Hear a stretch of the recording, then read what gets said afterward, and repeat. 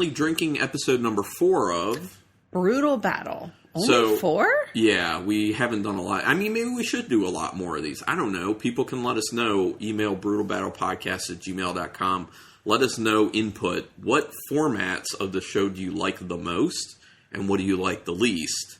Because, obviously for people who don't know, the currently drinking is basically just, what do we currently have in our fridge that we like, that we're excited about, that's from breweries that we like to revisit. And in this episode in particular, it's going to be 2 breweries that we've had on the podcast pretty recently, and actually happen to be our top two breweries in Maryland that we've been to. There's a lot we haven't been that we've been to. That's true. Well, and also that we've tried, because there are a bunch of other breweries in Maryland that we haven't tried anything from. Some that just pop off the top of my head. Ten Eyck. Yeah. I know we've wanted to try their stuff. I know we haven't gotten it. Black Locust Farm Brewery. I know that's another one. Is it Vanish? Is that, or there's Burnish, and there's like Vanish is another one of them. Like, there's a bunch of, point being, there's still plenty of breweries to discover, but whether that's at the liquor store grabbing their beers or physically going there. But for this episode, it's about 2 beers we're excited about. The first one is our favorite brewery in Maryland. We have not had this beer yet, so this is our first time trying. The second one is our second favorite brewery in Maryland, and we have already had that beer. And it's outstanding. We just drank it 2 days ago. Yeah, we did. So and I'm still excited to drink it today. Oh, I mean, me too. Okay, so I'll do the first one. This is by Sapwood Cellars. I'm sure plenty of people could guess that. They are out of Columbia, Maryland. This is their Star Spanglish Banner. It is a Mexican-style lager, and it's 4.8%. Perfect. And it's in a 16-ounce can. Both of these are in 16-ounce cans. So I already know what this is going to look like. Yeah. Don't you? I obviously have an idea of what it's going to taste like. And yeah, me too. I'm hoping it meets my expectations. And I think it's been a while since we've actually had a Mexican-style lager on the podcast. Like a while. I mean, this was back in the day when, like, Duclaw was in Maryland and there was a location in Bel Air. Mm-hmm. They had a really good Mexican-style lager. Do you remember what it was called? No. Because I'm, like, faintly remembering that you're right that they did have a good one, but, yeah, I can't recall. remember sitting at the bar, like, sometime in, like, spring, summer months, sitting at the bar and, like, drinking, like, a full pint and thinking, this is so damn good. Yeah. So it looks very yellow. Yeah, very light. Very light. There's a little bit of a haziness to it. It could just be a chill haze, because actually this was kept in a even colder fridge. Our beer fridge in the basement is a lot colder than our fridge up here, and that's where I end up throwing a lot of the hoppy stuff typically. Not all the time. Like, if we're going to drink it sooner, it'll be upstairs. But yeah, so that's what it looks very like. Light. It looks like a light beer. Ooh, that nose. Clean and crisp.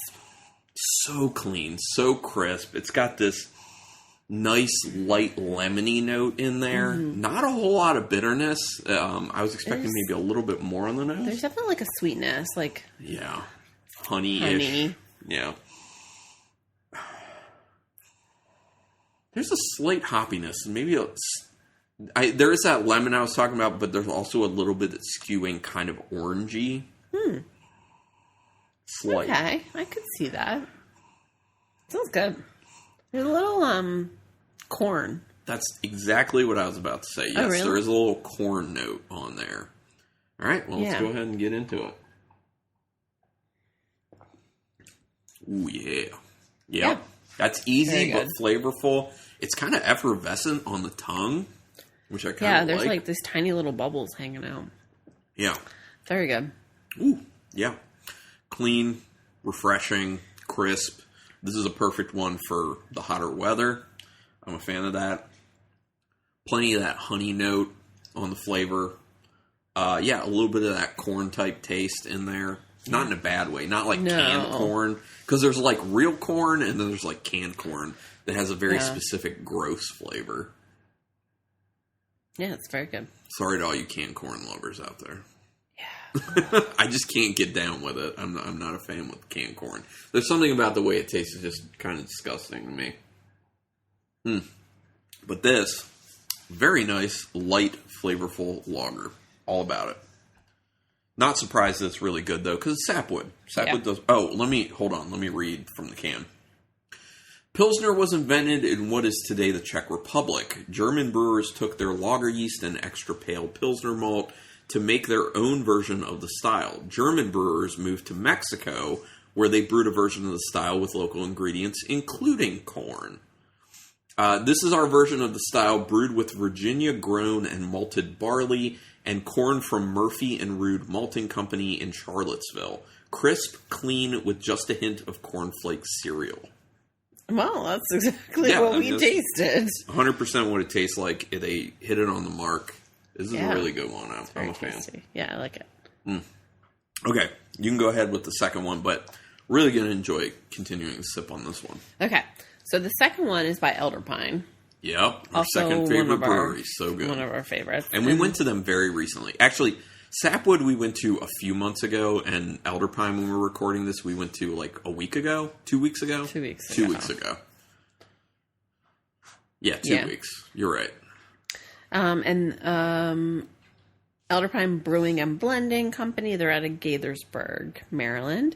This is their Dunkelwood. It is an oak-aged Munich-style Dunkel lager. It's aged in oak foeders for 3 months. Ooh. It's 5.2%. Okay. By the way, again, disclaimer, you may hear the kitten that we have adopted in the background playing with toys because she's going buck wild. She's a kitten. I'll just say that. Yeah, she's a kitten. She's got a lot of energy. That's what kittens do. So this is great. Like a 4.8% and a 5.2%. Yeah, that's what I'm talking about. Also, I don't remember the last time we had a dark lager on this show. And dark lagers are not easy to find in the wild, and they're especially not easy to find oak-aged. So when we went to Elder Pine, and I saw that this was on the menu, I mean, both of us were like, oh yeah, we got to try that. Because at least I was. I don't know, you can tell me how you were thinking. I was thinking I think it was Autumnal was the beer. They had put out some years ago, and I think we may have talked about it on the podcast at one point. It was a oak-aged Märzen that was phenomenal. And I'm like, if they gave the same treatment to this dark lager that they did to that Märzen, it's going to be great. Yeah. So anyway, it looks like a dark lager.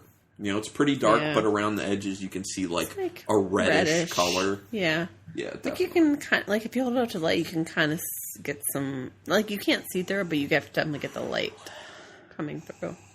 It's like kind of a rich nose. Yeah, and it's funny because like when this is my third time having this beer because we had it there, then we brought a 4-pack home. We drank one the other night. I don't think I've like paid attention to it this much. Like the smell. You know what I mean? Like I think I just like drank it. Like, you were more paying attention to the flavors, not the nose. Yeah, we don't go as hard on like smelling it when we're having it for the first time, not on podcast. Yeah. The nose is really nice on this one. It smells like a pretzel. Yeah, I could see that bready pretzel aspect. Yeah, I could see that. Bread and butter. It smells like it would go really well with pretzels. I will say that. Also, we do have one in the freezer that we could do up a soft pretzel. Our COVID pretzels. Let's do it. When we both had COVID, my sister sent us this shipment of frozen soft pretzels to eat. Yeah, we still have one left. We call it the COVID pretzels. Yes. So it definitely does smell like a lager because it's got that light, crisp note to it. But it also smells like a darker beer. Like I get chocolatey malt coming off of it. I'm getting a lot of like malt. Yeah, it's very like malt sweet, but it's not overly sweet. I get a slight, and I'm interested to see if you get this too, a very slight note of black licorice. Okay. I was going to say molasses. Okay. I can see the molasses for sure. That goes with that malty sweetness. But black licorice, which I'm not a fan of black licorice typically, but with how faint it is on this nose and how it's blending together with the rest of it, I'm down. Okay, it smells really good though. It does. I smell the oak. There's that nice woodiness. It smells like I'm going to enjoy this. Good. And I know I will enjoy it. It smells relatively complex for, just being like a dark lager. Yeah, there's a lot going on to it. It's so good. So good. It's so ridiculously smooth. Yeah. And I think the oak really helps with the smoothing of these types of beers.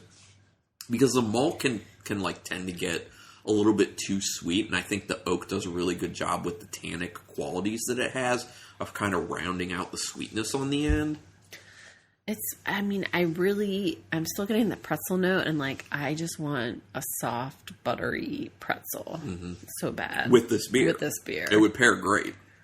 So there is like a little bit of a tangy sweetness that comes in early on. I do get like that chocolatey note.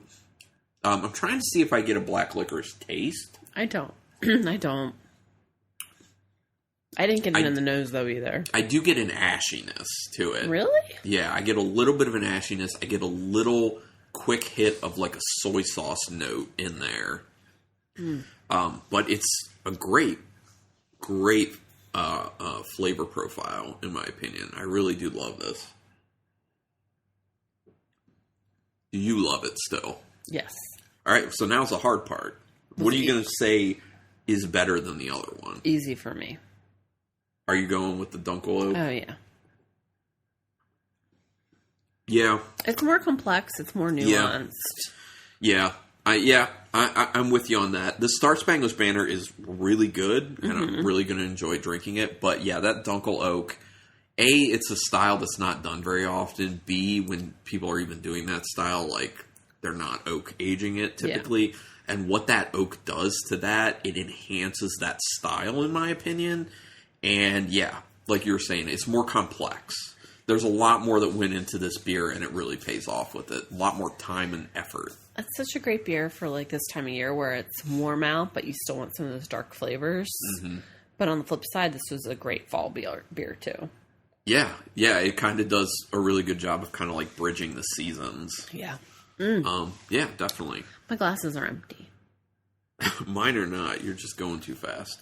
I am really hoping, since we were talking about it, that they're going to put the autumnal out again. I know. I don't think we saw it last year. That was 2 years ago. Yeah. Or maybe they'll do something else kind of similar or different. I don't know. I mean, we don't go there a lot, but like they always have like something different. Yeah, they always have like very interesting things on tap. Yeah. Like you're not going to go and... I mean, they may repeat stuff, but not that often. Yeah, not super often. Oh, I will also say that one of the other beer we brought home from them was their Simcoe Archives, which is a really like nice light West Coast style IPA with like a great Simcoe flavor profile. That's a good hoppy beer. And then I'll also just say that what we brought back from Sapwood, we brought back Grapefruit Juiciest, which is a hazy IPA with grapefruit that's really tasty. And their Snip Snap, which is a very popular hazy IPA that they put out that tastes great. And also their... it was Snip Snap Session. Snip Snap Session, that's right. So it was it's like lower. I think it's like 5% or something like that. Yeah, that's right. And then their Flip Flap, which is like a version of the Snip Snap. I forget what the difference is. Did it have coconut? It had something in it. Yeah, I want to say like coconut and a citrus, like orange coconut or something like that. Right. But also really great. We drank that though, right? I think we have another one. I think we got 2 of them, so I think we still have one down there. So we still have some Sapwoods downstairs. So let's remember that. If we want to get into a third beer off podcast, we can mix it up. Go nutty. Yeah, exactly. But anyway, thank you everyone for checking this episode out. Hopefully it was fun. Again, please do reach out if you have preferences on the formats, brutalbattlepodcast@gmail.com, because that can help kind of steer us more towards one type or another. So just let us know. But thanks for listening, and until next time, keep it brutal. I feel so